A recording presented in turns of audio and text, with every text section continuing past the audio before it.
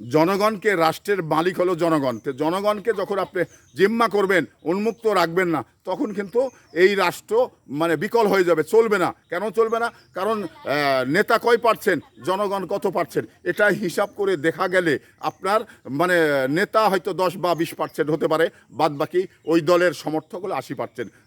তৃণমূল, তো তৃণমূলের যে জনগণ, এদের খেপিয়ে তুলে কোনো নেতা ভালো থাকতে পেরেছে বা কোনো দল মানে ভালো থেকেছে, এটা মনে করার কিন্তু কারণ নেই। কারণ আজকে যারা নেতৃত্ব দিচ্ছেন, ভালো কথা, আপনার নেতৃত্ব দেওয়াই যদি ভালোবাসা না থাকে, তাহলে জনগণ ক্ষিপ্ত হয়ে গেলে আপনি তৃণমূলকে ঠেকাতে পারবেন না, আপনার নেতার নেতৃত্ব থাকবে না।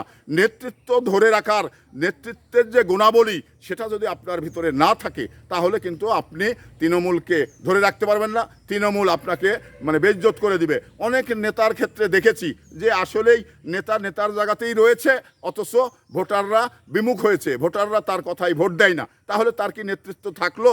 তার কি নেতা বলে নিজেকে মানে প্রমাণ করতে সে পারলো না? তো এই জায়গায় নেতার জায়গায় নেতাকে সার্চ করার কিছু জায়গা রয়েছে, সেই জায়গাগুলোতে আসলেই নেতাদের সার্চ করা যায়।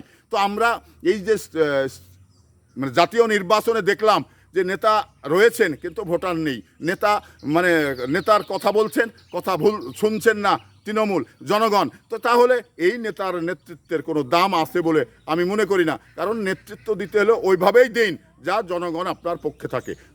আপনি নেতার জায়গায় আছেন, আপনার সমালোচনা আছে, কিন্তু সমালোচনার হারটা খুব কম থাকতে হবে, মানে গুণের হারটা বেশি থাকতে হবে, তাহলেই আপনি নেতৃত্ব দিতে পারবেন।